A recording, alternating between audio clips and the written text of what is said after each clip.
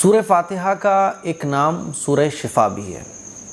اللہ تعالیٰ نے سورہ فاتحہ میں بہت ساری بیماریوں سے شفا رکھی ہے، اور جب میں نے صحابہ اکرام کی لائف کو پڑھا، بزرگان دین کی لائف کو پڑھا، تو یہ پتہ چلتا ہے کہ ایسی ایسی بیماریاں جن کا علاج ممکن نہیں ہوتا تھا، یا بیماریوں کی جو جڑ ہے، بیماریوں کی جو وجہ ہیں وہ نہیں پتہ چل پاتی تھیں۔ جیسے کہ ہمارے معاشرے میں آج کل ہوتا ہے کہ رپورٹس نارمل آ رہی ہیں اور ڈاکٹر خود نہیں سمجھ پا رہے ہیں کہ آخر یہ بیماری کیوں ہے نا۔ ڈاکٹر کہہ رہے ہیں بھائی سب کچھ نارمل ہے، آپ نے 5 ڈاکٹرز کو دکھا لیا، رپورٹ سب جگہ نارمل، ڈاکٹرز کہہ رہے ہیں بھائی سب تو اوکے ہے، چلو یہ دوا لے لو۔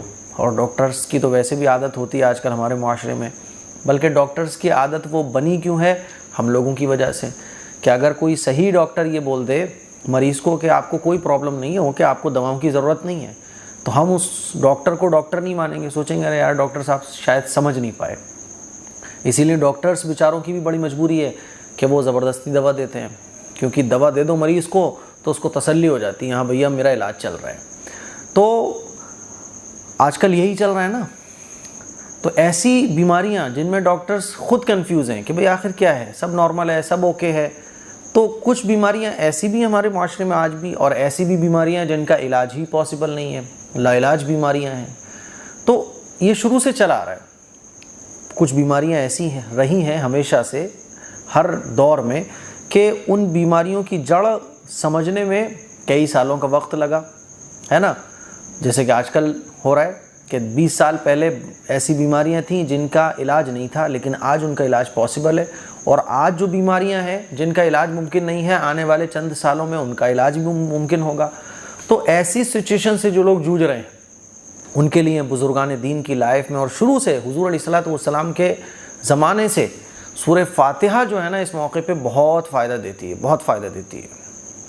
مجالس ابرار ہے نا، حضرت ہردوئی رحمۃ اللہ علیہ جو بہت بڑے اللہ والے گزرے ہیں، انہوں نے ایک مرتبہ اپنی مجلس میں، ان کی کتاب میں لکھا ہوا ہے کہ سورہ فاتحہ کی کثرت ہے نا، کثرت کس کو کہتے ہیں؟ اس سلسلے میں بھی ہم لوگ کنفیوز رہتے ہیں نا۔ بعض دفعہ آپ نے علماء کی زبان سے بھی سنا ہوگا کہ کثرت سے درود شریف پڑھو، تو کثرت کس کو کہا جائے گا؟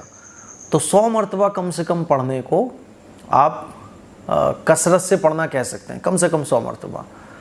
تو 100 مرتبہ سورہ فاتحہ، زیادہ ہو جائے، انلیمیٹڈ ہو جائے تو بہت اچھی بات ہے۔ سورہ فاتحہ کو کثرت سے پڑھ کر پانی پر دم کر کے پئیں، جو کھانا کھا رہے ہیں اس پہ دم کر لیں۔ اب کھانا آ کے دسترخوان پر لگ گیا، آپ مریض ہو تو کم سے کم 11 مرتبہ سورہ فاتحہ پڑھ لو، 3 مرتبہ پڑھ لو، 7 مرتبہ پڑھ لو، 5 مرتبہ پڑھ لو، جتنا ممکن ہو سورہ فاتحہ پڑھ کر کھانے پہ دم کر لو، دوائیوں پہ سورہ فاتحہ پڑھ کے دم کر لو، پانی پہ دم کر لو۔ یعنی میں یہ بتانا چاہ رہا ہوں نا کہ سورہ فاتحہ میں اللہ تعالیٰ نے سورہ فاتحہ کو سورہ شفا کا نام دیا ہے، تو اس میں شفا ہے، اور اللہ کی ذات پر امید اور یقین رکھتے ہوئے کہ اللہ نے سورہ فاتحہ کو سورہ شفا کہا ہے، خوب کثرت سے پڑھ کر پانی پہ دم کر کے پئیں، کھانے پہ دم کر کے کھانا کھائیں، دواؤں پہ دم کر کے دوا کھائیں۔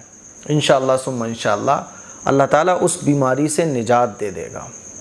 اور نجات اگر ممکن نہیں ہوگی، بعض دفعہ بیماریاں مقدر میں ہوتی ہیں، یعنی اب اللہ کی طرف سے وہ بیماری اتنے ٹائم کے لیے مقدر میں ہے، یعنی وہ ہٹے گی نہیں۔ بعض بیماریاں ایسی ہوتی ہیں جو بندے کے ساتھ لگی ہوئی ہوتی ہیں کہ بندہ مجھ سے دعائیں مانگے گا تو ہٹا دوں گا، سورہ فاتحہ پڑھ کے دم کرے گا تو ہٹا دوں گا، ہے نا، وہ معلق ہوتی ہیں۔ اور بعض بیماریاں ایسی ہوتی ہیں جو آنی طے ہیں، یعنی وہ ہٹیں گی نہیں، آپ کچھ بھی کر لو، تو پھر ان بیماریوں پر اللہ تعالیٰ صبر دے دیتا ہے۔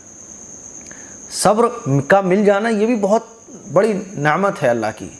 جب صبر اللہ دے دیتا ہے نا تو وہ بیماری ہمارے لیے بہت ہلکی ہو جاتی ہے۔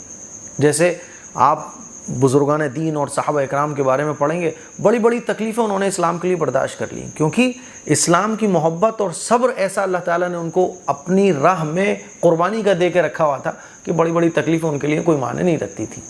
تو سورہ فاتحہ کا عمل یہ ایسے مریضوں کے لیے بہت مجرب ہے، اس کو کیجئے، ہے نا۔ کیسے پڑھنا ہے؟ اب لوگ کنفیوز ہو جاتے ہیں، تو دیکھیے آپ کو سب سے پہلے بسم اللہ الرحمن الرحیم پڑھنا ہے اور سورہ فاتحہ پوری پڑھنی ہے، آمین کہہ لیجئے، پھر بسم اللہ الرحمن الرحیم پڑھیے اور سورہ فاتحہ پوری پڑھیے، آمین کہہ لیجئے۔ ایسے آپ جتنی بار بھی پڑھنا چاہیں، ہے نا، 41 ٹائمز بھی لوگ بتاتے ہیں، تو 41 مرتبہ بھی آپ پڑھ سکتے ہیں۔ تو جتنی بڑی آپ کی پرابلم ہے اتنا زیادہ آپ پڑھنے کی کوشش کیجیے۔ السلام علیکم ورحمۃ اللہ وبرکاتہ۔